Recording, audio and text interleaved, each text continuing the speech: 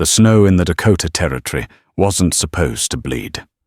But in the winter of 1872, Isabella Rossi found a man half buried in a drift, his life spilling out in a shocking crimson stain against the white. He was everything she'd been taught to fear: a Lakota warrior, an enemy in the eyes of her world. Taking him in was a death sentence. Leaving him was a betrayal of her own soul. She didn't know his name, his past, or the war that had broken him. She only knew that in saving him, she was sealing her own fate. For this was not just a story of rescue. It was the story of how a quiet, forgotten woman ignited a legend, and how that legend would return from the wilderness to claim her, proving that some debts can only be paid with a lifetime, and some love is too fierce to ever let go. The wind had a voice in the Black Hills, a mournful cry that clawed at the seams of Isabella Rossi's small cabin, a constant reminder of her isolation. It was February of 1872, and the winter had been a merciless beast, burying the world in a shroud of white, so deep it felt like the earth itself had surrendered.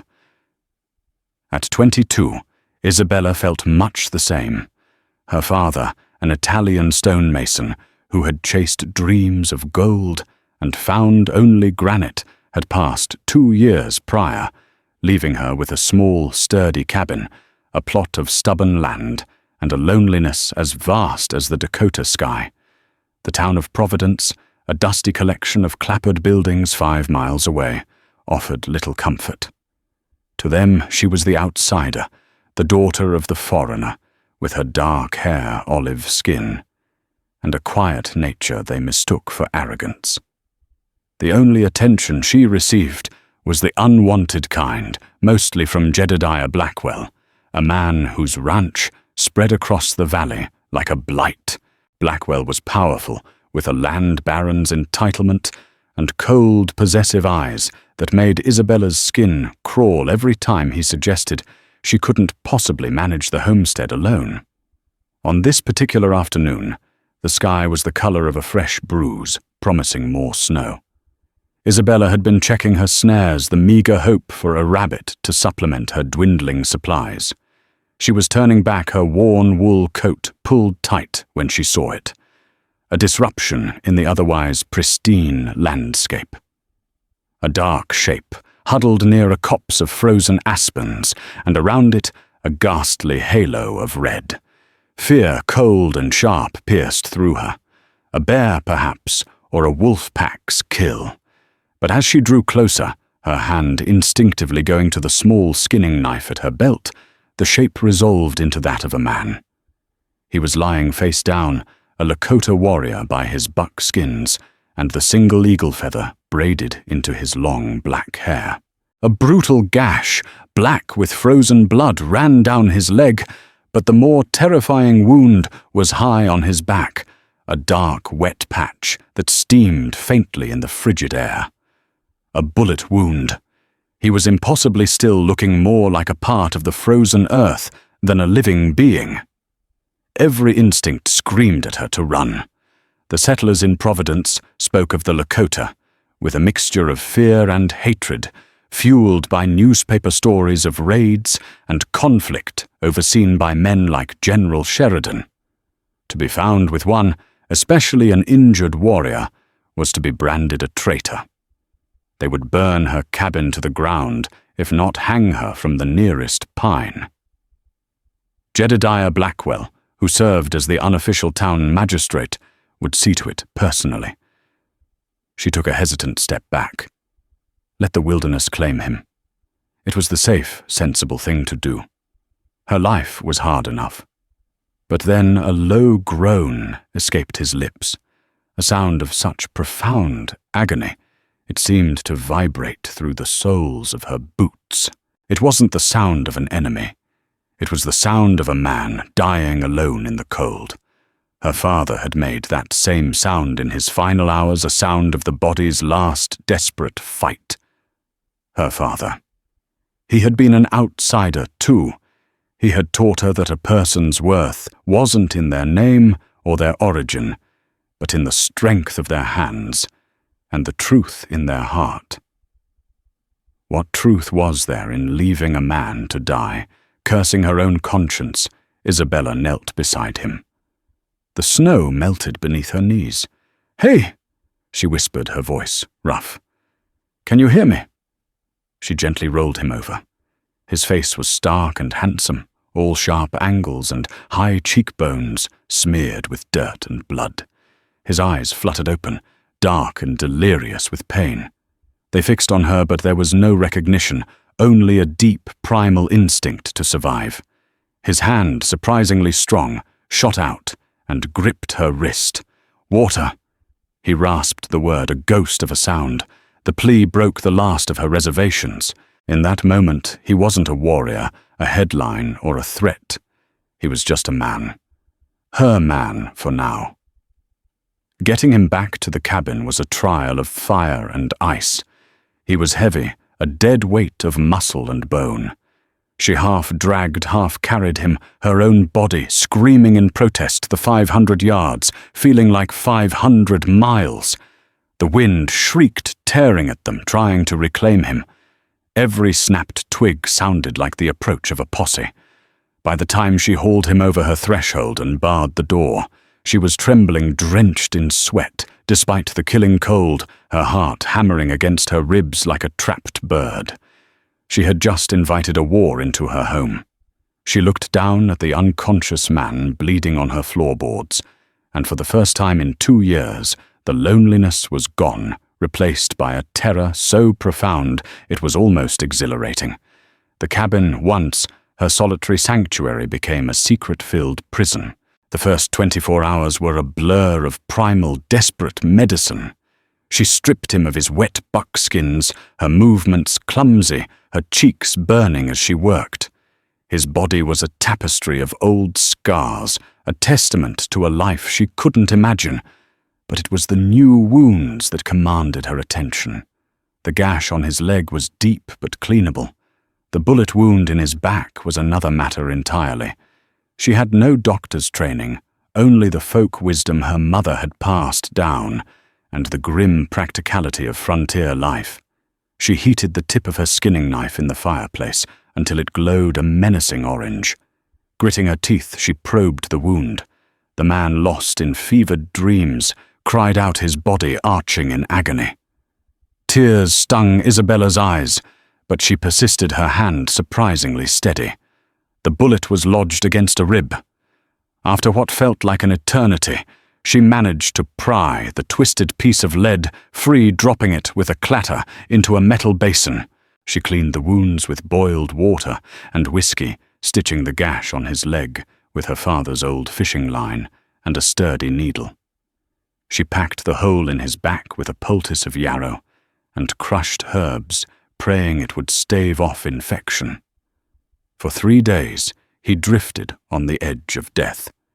Isabella barely slept, spooning broth and water between his cracked lips, changing his bandages, and keeping the fire roaring against the encroaching chill of both the winter and the death that hovered in the room. In his delirium, he spoke. The words were in a language she didn't understand, the Lakota tongue flowing in a torrent of soft consonants and hard truths, but the tone needed no translation. He spoke of battle, of loss of a name, Daniel, and a desperate, angry grief. She learned the cadence of his pain, the rhythm of his nightmares. She would place a cool cloth on his forehead and hum old Italian lullabies, the melodies a strange counterpoint to his fevered Lakota visions. On the 4th day, the fever broke. She awoke in her chair by the hearth to find him watching her. His eyes were clear, lucid, and filled with a cautious, assessing intelligence.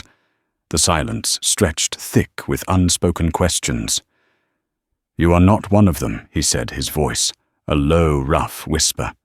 His English was surprisingly good, accented but clear. Isabella shook her head. "My name is Isabella Rossi."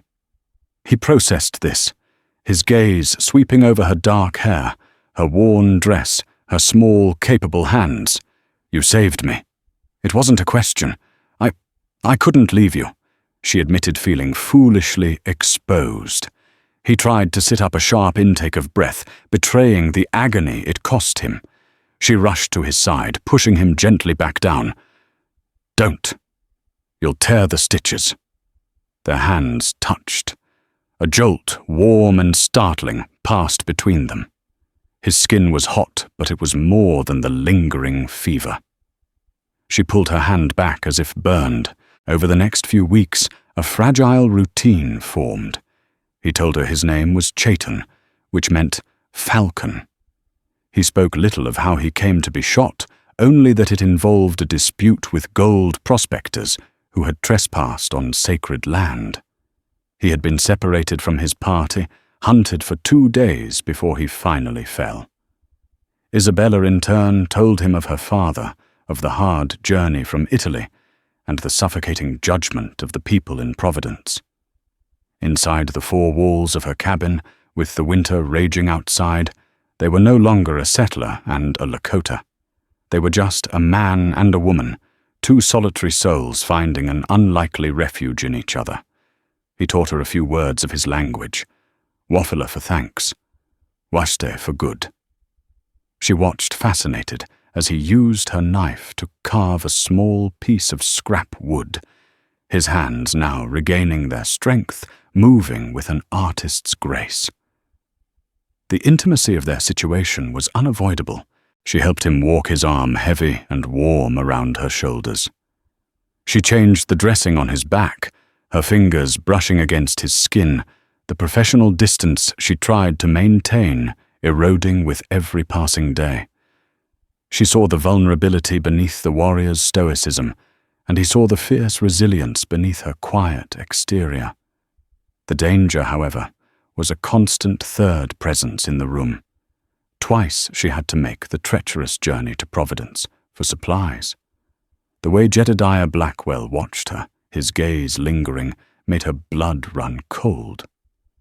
"You're looking peaked, Isabella," he'd said on her last visit, blocking her path outside the general store. "Living out there alone, it's not right. A woman needs a man's protection." "I'm fine, Mr. Blackwell," she'd replied, trying to sidestep him. He'd caught her arm, his grip unpleasantly tight. "My offer still stands. Marry me. I'll take care of your father's land, take care of you." She had pulled away, her heart hammering. "Thank you, but no." His eyes had narrowed with suspicion. "You buying more flour than usual?" Expecting company. The question had been a physical blow. She had mumbled something about baking for the winter, and fled the weight of her secret pressing down on her. She told Chaitan about the encounter, her voice trembling. He had been sitting by the fire carving, but at the mention of Blackwell's name, his hands had stilled. He looked up, and the gentle patient was gone. In his place was the warrior, his eyes as hard and dark as obsidian. "He put his hands on you?" Chaitan asked, his voice dangerously low. It was nothing, she said, trying to dismiss it. It was not nothing, he corrected, a cold fury in his tone that both thrilled and frightened her. He did not speak again for the rest of the night. But the way he watched the fire, his jaw set, Isabella knew that the peace within her cabin was as fragile as a pane of glass in a hailstorm. The world outside was waiting, and it was a world that would not tolerate their existence. As the iron grip of winter began to loosen, a new tension settled over the cabin. Chaitan was healing. The gash on his leg was now a puckered red scar, and he could move about the small space with only a slight limp. He had regained his strength, chopping wood with a fluid power that made Isabella's heart skip a beat, and practicing with a bow he'd fashioned from a sturdy hickory branch. He was no longer her patient. He was a warrior, coiled and ready, and they both knew he couldn't stay. His presence had become a part of her life's rhythm, as essential as the fire in the hearth. The silence of the cabin was no longer empty. It was filled with shared glances and quiet understanding. They spoke of their different worlds.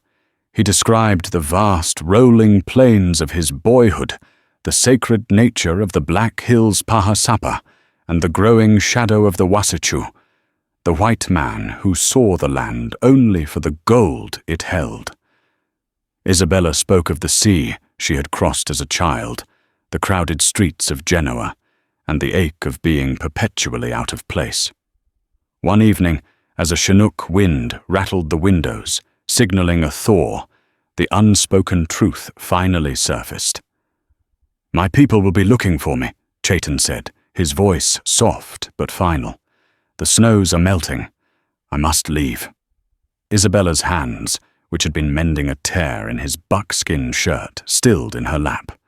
She had known this moment was coming, had dreaded it for weeks. She could only nod, unable to meet his gaze, focusing on the flame of the lantern as it cast dancing shadows on the log walls. "It is not safe for you, my staying here," he continued, his eyes locked on her profile.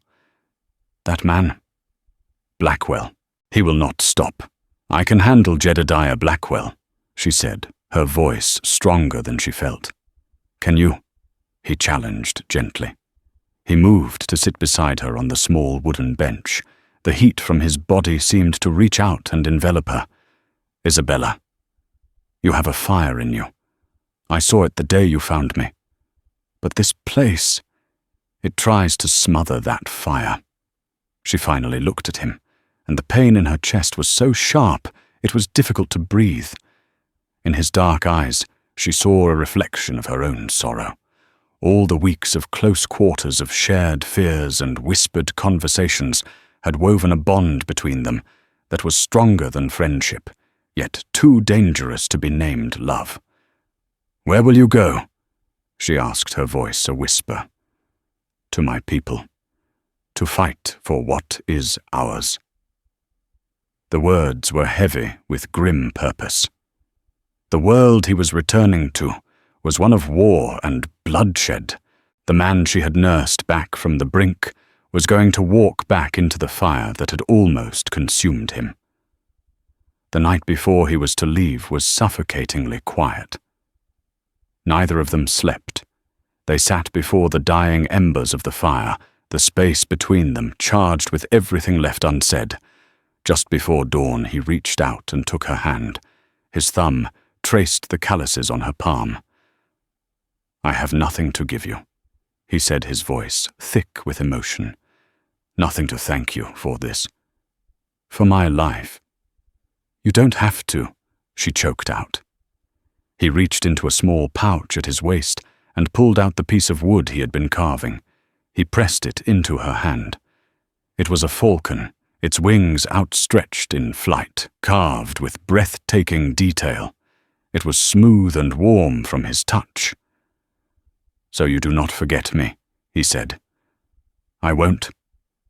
She promised, her fingers closing tightly around the token. He stood then, and she rose with him. He was so tall, so imposing.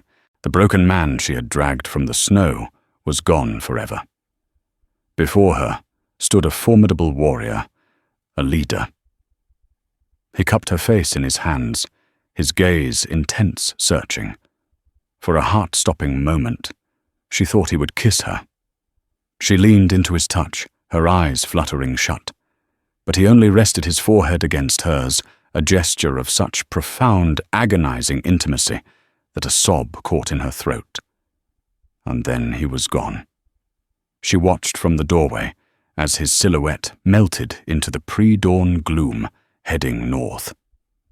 The cabin, which had felt so full and alive, was suddenly vast and punishingly empty. The only proof he had ever been there was the wooden falcon in her hand, and a hollowness in her chest so complete it felt like a physical wound. The weeks that followed were a return to a harder, emptier version of her old life. The threat of Jedediah Blackwell, which had been a low hum in the background, now became a daily pressure. He'd found tracks near her cabin, faint but not a shod horse. He questioned her relentlessly, his suspicion a poison seeping into her life. He began to pressure her financially, calling in a small debt her father had owed him, threatening to seize her land. He knew something was amiss, and he was using her vulnerability as a weapon. Isabella held on to her secret, her only comfort, the small carved falcon she kept hidden in her pocket. It was a tangible link to a man who now seemed more like a dream than a memory. She was alone again, but she had been changed. She had touched a world of fire and spirit, and now the cold grey world of Providence felt more like a cage than ever. She didn't know if she would ever see Chayton again, but she knew with a certainty that settled deep in her bones that her life was now irrevocably divided into two parts, before him and after. 4 years passed. The world Isabella knew tilted on its axis and spun into chaos. In 1874, an expedition led by a flamboyant, glory-seeking lieutenant colonel named George Armstrong Custer confirmed rumors of gold in the Black Hills. The news spread like wildfire, and the trickle of prospectors Chayton had spoken of became a flood, a ravenous tide of men desperate to claw wealth from the earth. The Treaty of Fort Laramie, which had guaranteed the Lakota ownership of their sacred Paha Sapa, was rendered meaningless, a forgotten promise on a piece of paper. Providence boomed, transforming from a sleepy outpost into a rowdy, mud-choked supply town for the mining camps. The influx of strangers did nothing to ease Isabella's isolation. It only amplified it. Her father's homestead, once remote, now sat perilously close to a main thoroughfare. Her small garden was trampled, her well water sometimes fouled by prospectors. Jedediah Blackwell had prospered immensely. He sold cattle and land to the newcomers at exorbitant prices, his power and influence growing with every transaction. His obsession with Isabella had not waned. It had festered. After her father's death, the debt had become a leash he held tightly. With the changing laws and the town firmly in his pocket, he had managed to place a legal lien on her property. He no longer asked her to marry him. He informed her that it was an inevitability if she wished to keep her home. She was trapped, her refusals growing weaker with each passing season as her resources dwindled. She was a bird in a gilded cage she didn't even want, and the bars were closing in.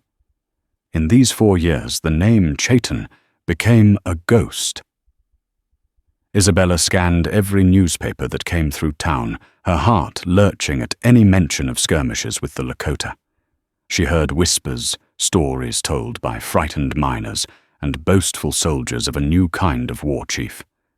They didn't know his real name.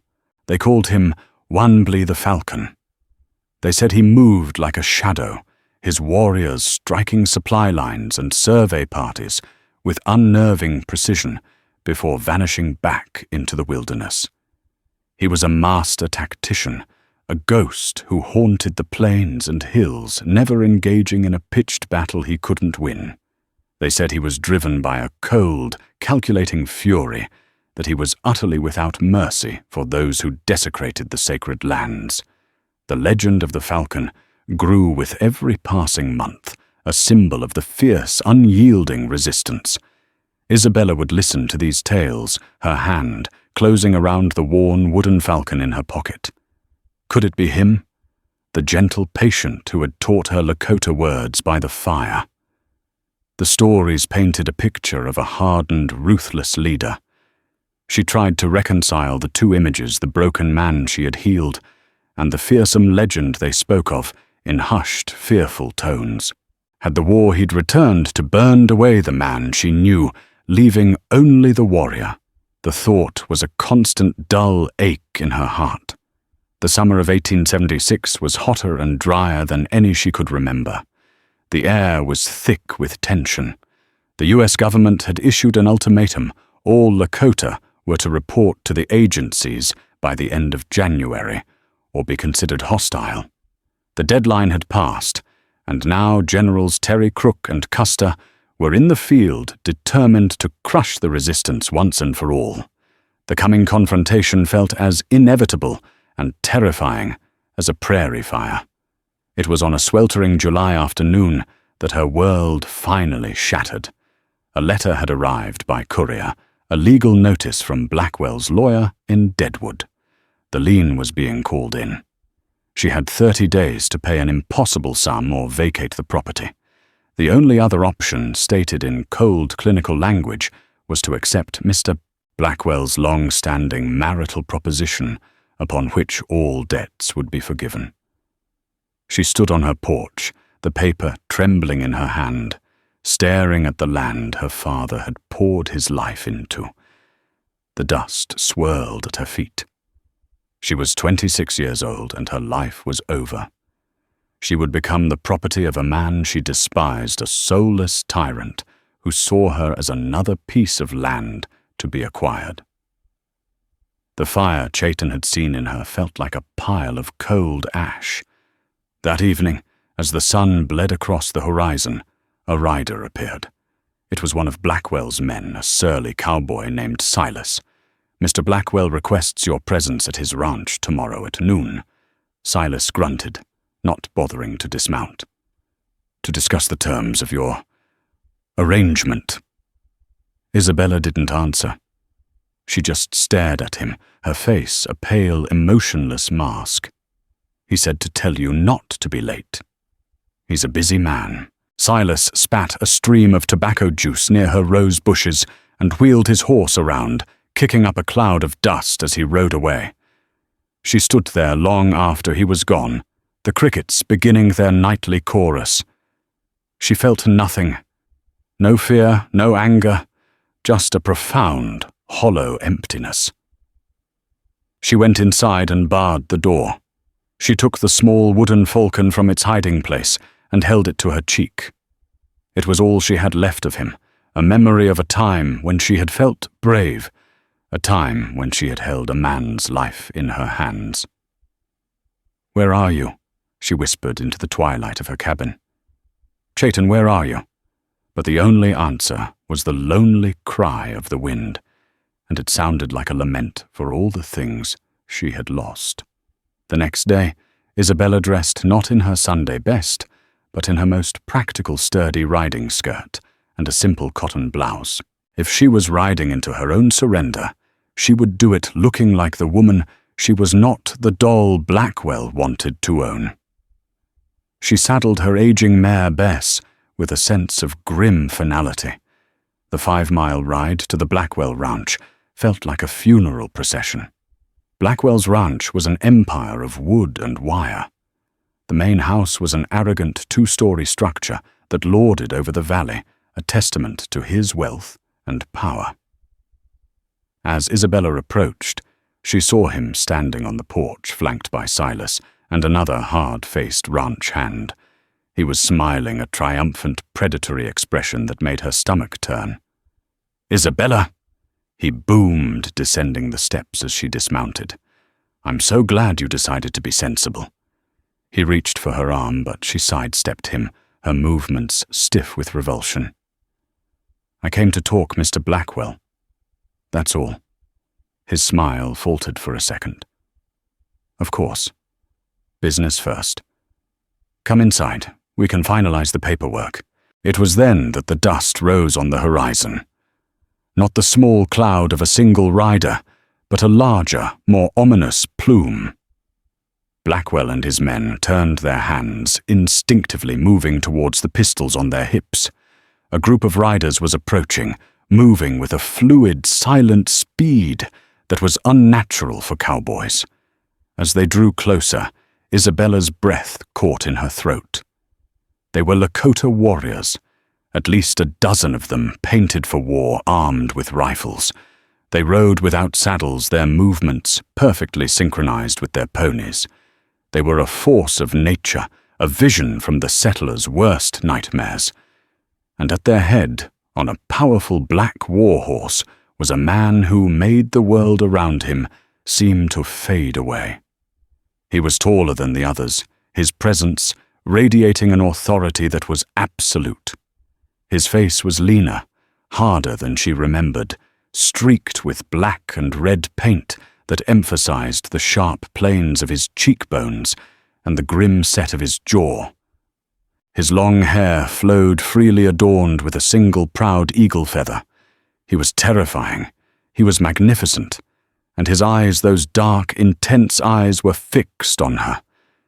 Isabella felt the wooden falcon in her pocket, as if it were burning through the fabric.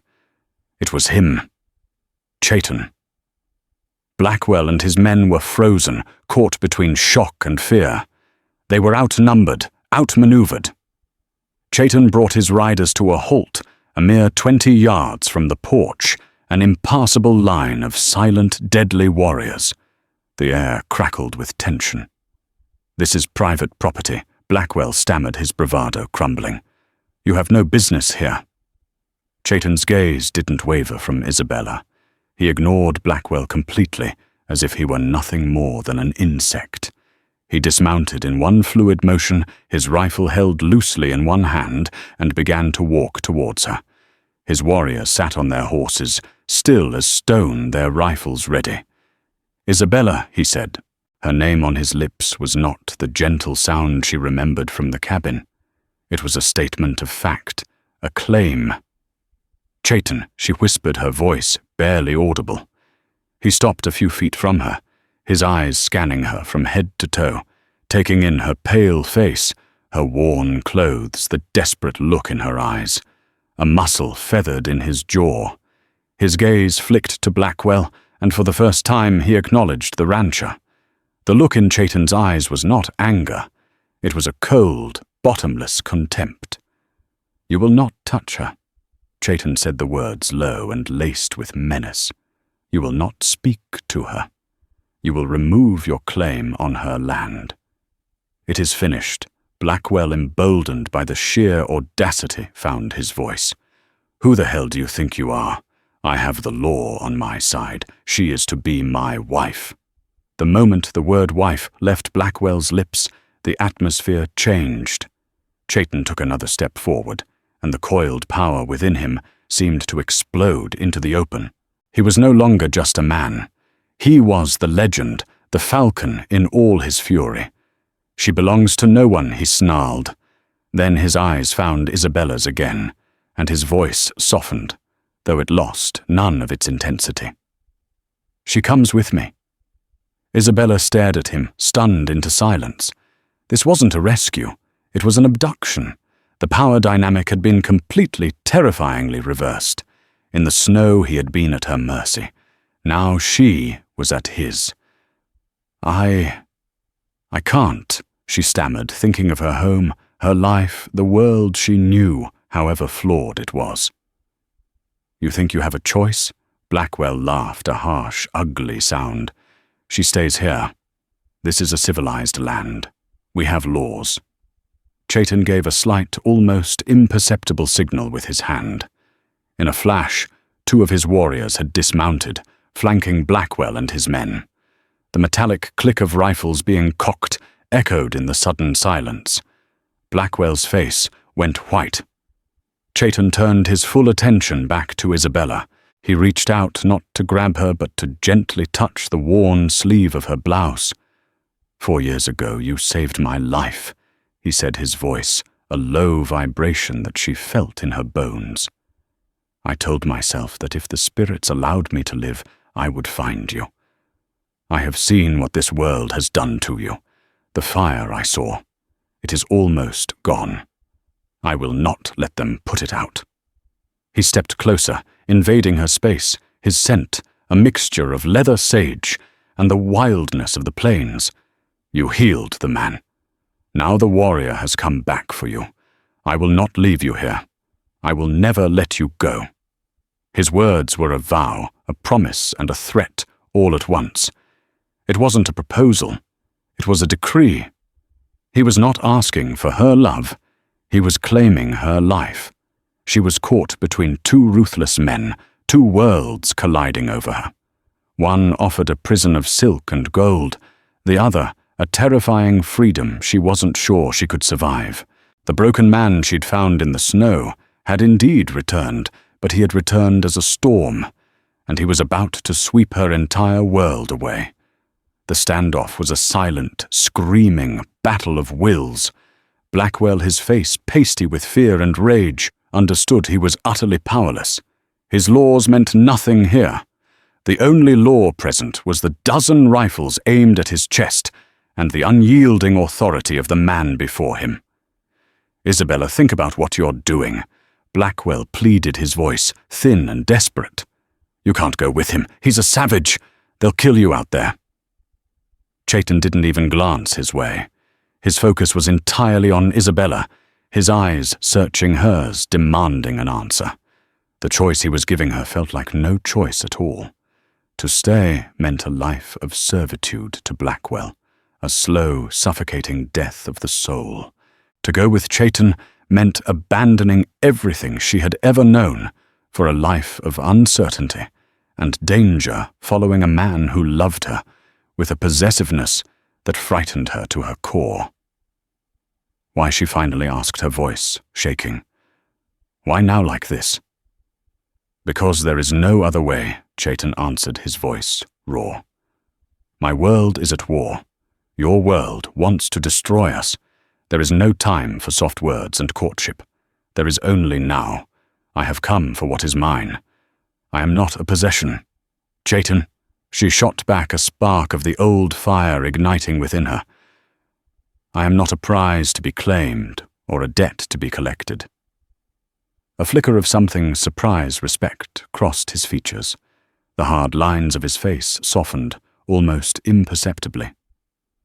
"I know," he said, his voice dropping lower. "I have thought of you every day for 4 years. In battle, in council, in the long, cold nights. The memory of your courage, of your kindness. It is the only peace I have known. I didn't come back to own you. I came back because a life without you is no life at all. I will not watch this man, this world break you." His words struck a chord deep inside her, bypassing the fear and touching the lonely woman who had wept when he left. He truly saw her in a way no one else ever had. The decision was made not in her head, but in her heart. A life with Blackwell was a certainty of misery. A life with Chayton was a terrifying unknown, but it was life. It was fire and passion and a love that defied worlds. She took a deep breath and looked directly at Jedediah Blackwell. "I will not be marrying you, Mr. Blackwell. Not now, not ever. Consider your proposal and your claim rejected." Blackwell's face contorted with fury. "You ungrateful, after everything I've offered you. You offered me a cage," she said, her voice clear and strong. She turned her back on him, a definitive final act, and faced Chayton. "My horse." "Bess." Chayton nodded to one of his warriors, who immediately moved to retrieve her mare. He held out his hand to her. She looked at it for a moment, the strong, scarred hand of a warrior who had fought and bled for his people, the same hand that had carved her a small wooden falcon. She placed her own hand in his. His grip was firm, warm, and absolute. He would not, she knew, be letting go. As he led her towards her horse, Blackwell made one last, desperate move. "You'll regret this!" he shrieked, his composure finally snapping. He drew his pistol, his movements clumsy with rage. "If I can't have you, no filthy savage, will he never finish the sentence." Before he could even raise the gun, an arrow materialized in his shoulder, sprouting from his flesh with a sickening thump. He screamed, dropping the pistol as he staggered back. It hadn't come from Chayton, but from one of his warriors who had his bow drawn again, before Blackwell even hit the porch steps. It was a deliberate, non-lethal shot. A message. Chayton didn't even flinch. He lifted Isabella onto her mare as if nothing had happened, then swung himself onto his own warhorse. He looked down at Blackwell, who was now whimpering on the ground, clutching his bleeding shoulder, his men too terrified to move. "The next arrow will not be a warning," Chayton said, his voice as cold as a winter grave. He wheeled his horse around, and with a sharp cry in his native tongue, led his warriors and Isabella away from the ranch. They rode hard and fast, leaving the world of Providence and Jedediah Blackwell behind in a cloud of dust. The wind whipped Isabella's hair across her face, and the rhythmic drumming of the horses' hooves was a wild, liberating song. She was terrified, exhilarated, and more alive than she had ever been. They rode for hours deep into the hills she knew only from a distance. As dusk began to settle, Chayton finally called a halt in a hidden, defensible canyon. A fire was quickly started, and the warriors settled into a watchful, silent routine. Isabella slid from her horse, her body aching. Chayton was beside her instantly, his hand on her arm to steady her. "Are you all right?" he asked the fierce warrior, replaced for a moment by the concerned man. "I don't know what I am," she confessed, looking around at the painted faces watching her from the firelight, at the vast, wild land that was now her home. "I'm scared, Chayton." He led her slightly away from the others to the edge of the clearing where they could speak in private. "I know this is not how you imagined your life," he began, his voice low. "I am not the man you healed. This war has changed me. It has made me hard. I can see that," she said quietly. "But what I feel for you," he continued, turning to face her fully, "that has not changed. It has only grown stronger. More desperate. To me, you are not just a woman. You are hope. You are the memory of peace. You are my home. That is why I could not let you go. It would be like letting go of my own soul." He reached into a pouch at his side and pulled out a small beaded necklace. It was simple, made of leather, and decorated with blue and white beads, and a single polished hawk's claw. "This is not a cage," he said, holding it out to her. "It is a promise that you will be honored among my people, that you will be protected, that you will be mine, not as a possession, but as the other half of my heart." She looked from the necklace to his face, illuminated by the flickering fire. The possessiveness was still there in his eyes, but now she understood its source. It wasn't born of a desire to control, but of a desperate, profound fear of loss. In a world where he had lost everything, his land, his people, his peace, she was the one thing he refused to lose. With trembling fingers, she allowed him to place the necklace around her neck. The leather was cool against her skin. It was a choice, her choice, made between two fires. And she had chosen the one that might consume her, but would also finally make her feel warm. The days that followed were a dizzying immersion into a world Isabella had only ever glimpsed from the outside. Chayton's band was a small, mobile war party, constantly on the move. They were scouts and guardians, the eyes and ears for a much larger encampment of several Lakota and Cheyenne bands, hidden deep in the valley of a river the whites called the Little Bighorn. Life was hard, stripped down to the bare essentials of survival: the hunt, the watch, the fight.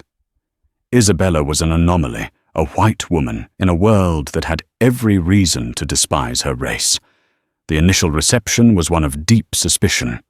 The other warriors watched her with stony faces. The women in the main camp, when they arrived, regarded her with a mixture of curiosity and hostility. She was the enemy, no matter that she came with their leader. But Chayton's word was law. He declared her his intended, under his protection. Stone Woman, he called her for the strength he said she possessed. He assigned a young woman named Tassina to be her guide and companion. Tassina, whose brother had been killed by soldiers, was initially cold, but Isabella's quiet determination and willingness to work mending clothes, tending to the sick, learning to grind corn, slowly chipped away at her reserve. Isabella didn't ask for special treatment. She learned to ride bareback, to be silent on the trail, and to read the subtle language of the land. She also saw the legend of the falcon in action. She witnessed Chaitan's brilliance as a leader. He was respected, not just for his ferocity in battle, but for his wisdom in council. He planned raids with the precision of a chess master and cared for his people with the fierce devotion of a father. She saw the heavy burden he carried, the grief in his eyes, when word came of another family, lost, another sacred site desecrated.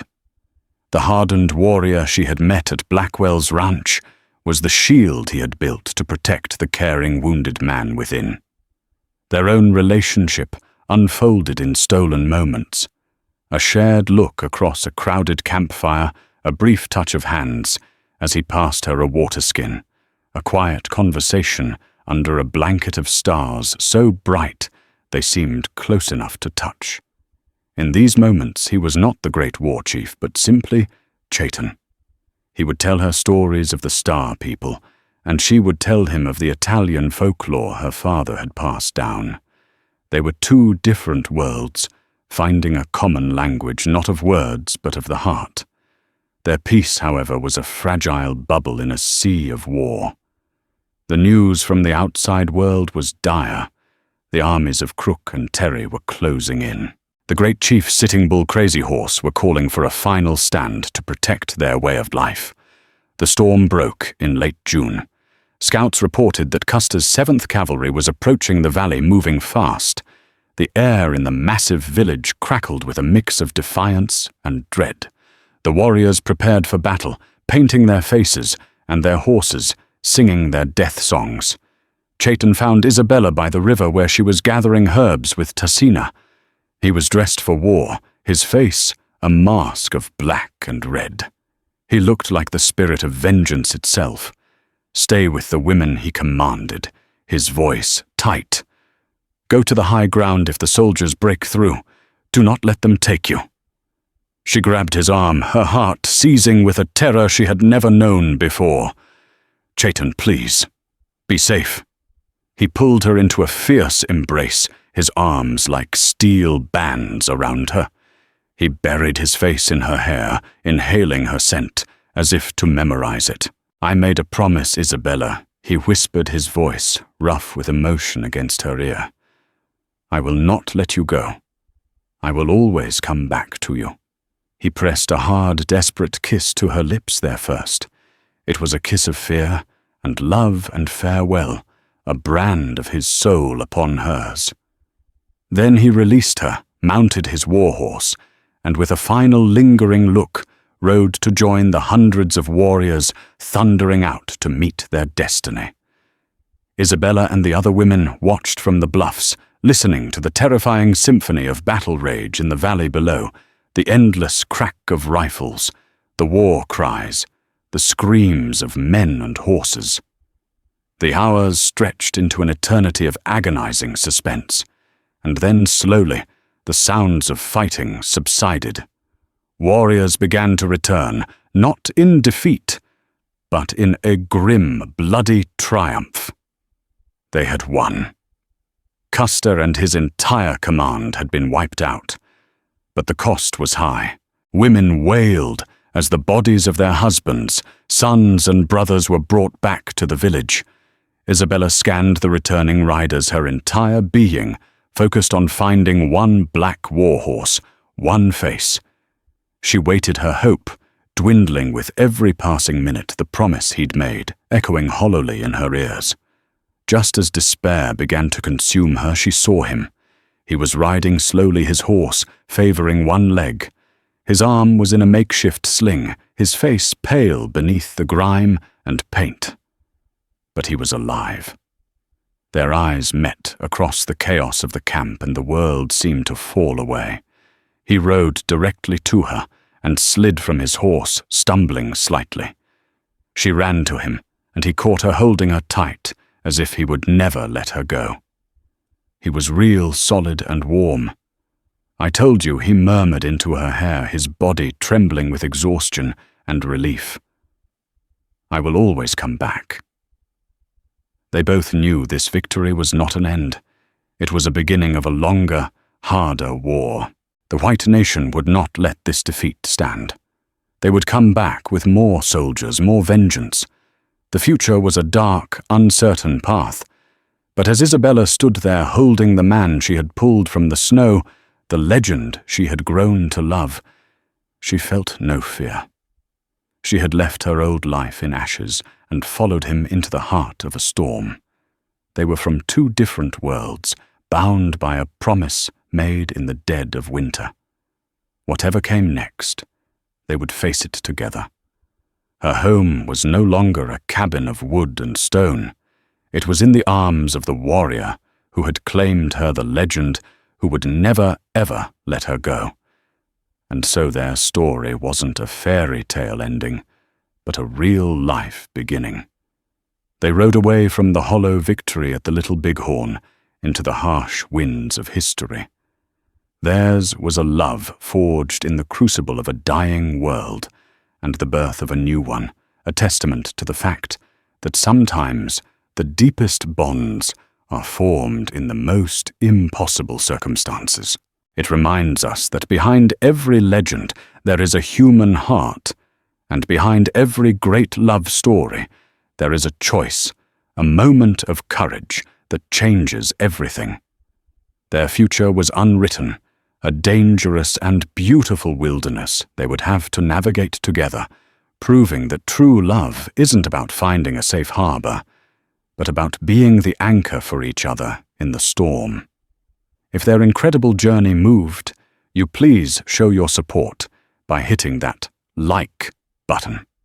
Share this story with someone who loves epic tales of the Wild West, and make sure you subscribe to our channel for more true-life dramas and forgotten histories. Let us know in the comments what part of Isabella and Chayton's story resonated with you the most. Thank you for listening.